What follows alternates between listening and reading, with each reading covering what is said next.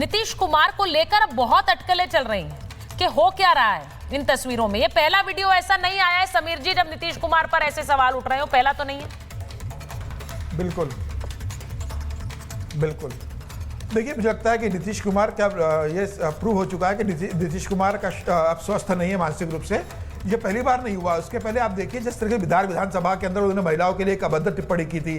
प्रधानमंत्री मोदी जब बिहार के दौरे पर जाते हैं तो किस तरह से प्रधानमंत्री मोदी की उंगलियों को हाथ लगाते हैं।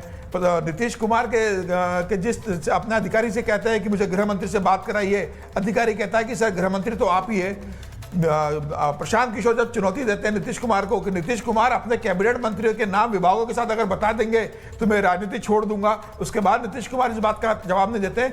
मुझे लग रहा है कि नीतीश कुमार का स्वास्थ्य बिल्कुल ठीक नहीं है। और जिस तरीके से उड़ीसा के मुख्यमंत्री नवीन पटनायक के स्वास्थ्य को लेकर चर्चा चली थी कि उनका हाथ कांप रहा था और अधिकारी लोग शासन चला रहे थे, उससे ज्यादा बुरी स्थिति में नीतीश कुमार का स्वास्थ्य चला गया है। और अब एक एक दिन भारी पड़ रहा है नीतीश कुमार का बिहार की जनता के लिए।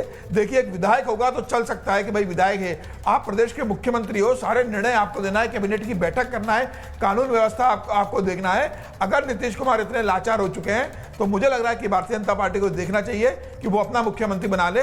विधानसभा चुनाव तक नीतीश कुमार को मुख्यमंत्री के रूप में, अच्छा, वो उन्हें देखना चाहिए वो अपना मुख्यमंत्री बना दे। ये क्या इतना आसान होगा? नहीं, ये क्या इतना इजी है कि बिहार में बीजेपी अपना मुख्यमंत्री बना दे? नीतीश कुमार क्या इसके लिए रेडी होंगे?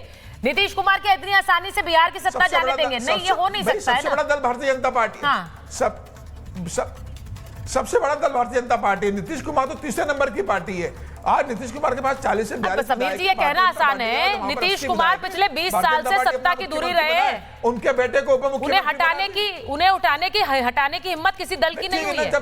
जब नीतीश कुमार जब ये नारा चलता था कि बिहार में बाहर है नीतीश कुमार है, तब नीतीश कुमार बिहार की राजनीति के मजबूत नेता थे। वो जहां जाते थे सत्ता वहां चली जाती थी। आज नीतीश कुमार बोझ बन गए मुझे लगता है, और भारतीय जनता पार्टी को तय करना पड़ेगा। नीतीश कुमार के साथ अगर सरकार में जाती है तो मुझे लगता है भारतीय जनता पार्टी के लिए बहुत मुश्किल होगा।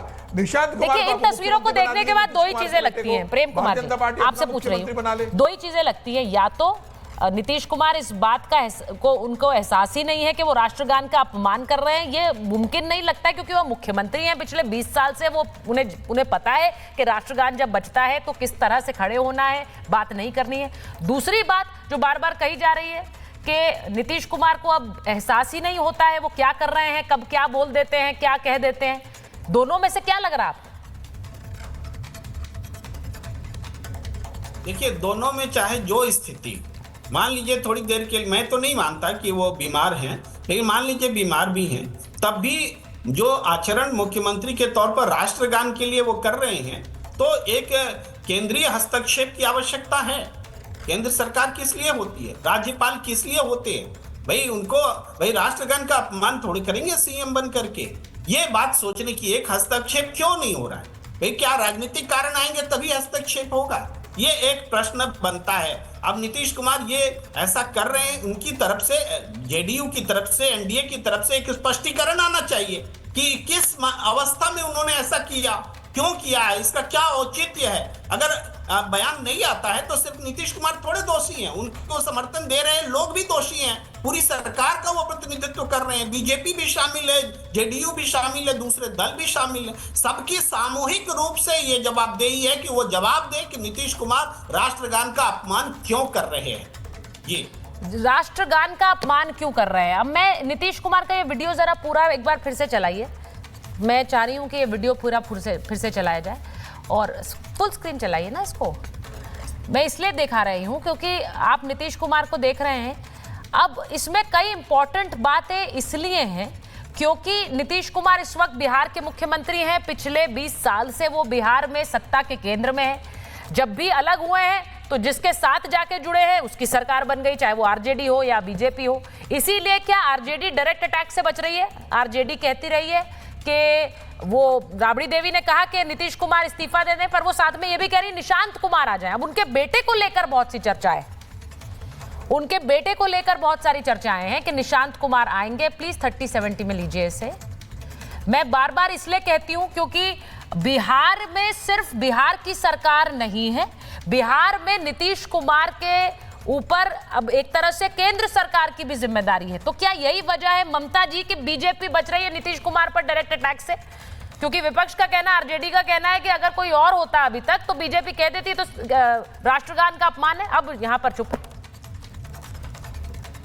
सुचरिता जी, देखिए, जो हम लोगों ने देखा है वो बहुत पेनफुल है और ये बात कोई डिनाई नहीं कर सकता है कि राष्ट्रगान का अपमान है और किसी को भारतवर्ष के अंदर इरिस्पेक्टिव ऑफ पॉलिटिकल पार्टी और कोई भी चीज हो, किसी को यह अधिकार नहीं है कि भारतवर्ष के राष्ट्रगान का कोई अपमान करे। जो विजुअल्स है वो मैंने भी देखे। इनफैक्ट जब मैंने पहली बार देखा, I was very very shocked. मुझे लगा ये क्या एआई जनरेटेड है, लेकिन बाद में मैंने देखा कि नहीं, ये तो सही चीज है। और एक बात तो स्पष्ट दिख रही है कि नीतीश बाबू वास्तव में बीमार हैं। उनको समझ में नहीं आ रहा है कि वो क्या कर रहे हैं, उनको बिल्कुल जानकारी नहीं है। क्योंकि नीतीश कुमार का जब 20 साल तक उन्होंने बिहार की राजनीति में अपनी धमक रखी, ऐसा आचरण उनका रहा नहीं है कि देश के खिलाफ या राष्ट्रगान के खिलाफ या राष्ट्रध्वज के खिलाफ उन्होंने कुछ किया हो, ऐसा कभी उनका आचरण नहीं रहा हो। लेकिन हैविंग सेड दैट, मैं ये बोल रही हूं कि ये जो आचरण है ये बहुत गलत है, ये स्वीकार्य नहीं है, बिल्कुल भी किसी भी कीमत पर स्वीकार्य नहीं है। अगर उनके वो मानसिक तौर पर अस्वस्थ है, उनकी स्वास्थ्य से रिलेटेड कोई बीमारी है,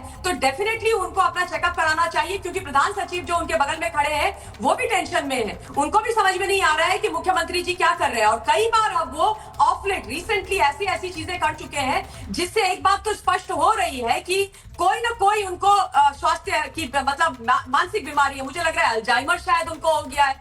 टू बी वेरी ऑनेस्ट, मैं ये अपने मतलब सोच रही हूँ, when I am thinking allowed, मेरे दिमाग में ये आ रहा है कि क्या उनको अल्जाइमर्स हो गया है, कि उनको याद नहीं रह रहा है वो क्या कर रहे हैं। तभी वो खुद गृह मंत्री होकर के पूछ लेते हैं कि भाई गृह मंत्री से बिहार प्रदेश के मेरी बात कराओ, फिर उनको याद दिलाना पड़ता है कि आप ही हैं। और हाँ, अगर ये बात उठ रही है कि पार्टी के अंदर अब नीतीश बाबू को अपनी जगह कमान अपने बेटे को सौंप देनी चाहिए, निशांत कुमार को सौंप देनी चाहिए, तो डेफिनेटली उनको ये कर लेना चाहिए। पर बिहार की राजनीति में बिहार में क्या ये है? मैं एक बार आपसे पूछ लेती हूँ प्रेम जी, क्योंकि आप तो बिहार से ही आते हैं। बिहार में इस वक्त क्या निशांत कुमार की चर्चाएं हैं कि निशांत कुमार अब सत्ता में आएंगे और वो नीतीश कुमार से टेक ओवर कर लेंगे और उनको एक्सेप्ट भी कर लेंगे सब लोग, क्योंकि वहां बड़े बड़े सीनियर नेता भी है जेडीयू में। तो क्या ये आसान होगा? देखिए, बिहार की पॉलिटिक्स जो है व्यक्ति के इर्द गिर्द ही घूमती रही है। हाँ। और चूंकि नीतीश और लालू की अपनी एक रही छवि, तो इसलिए बीजेपी में देखिए कोई वैसा चेहरा नहीं रहा जो उस जगह को ले। तो इस हिसाब से हम देख रहे हैं। चलिए, प्रेम जी का ऑफ फ्रेम चला गया।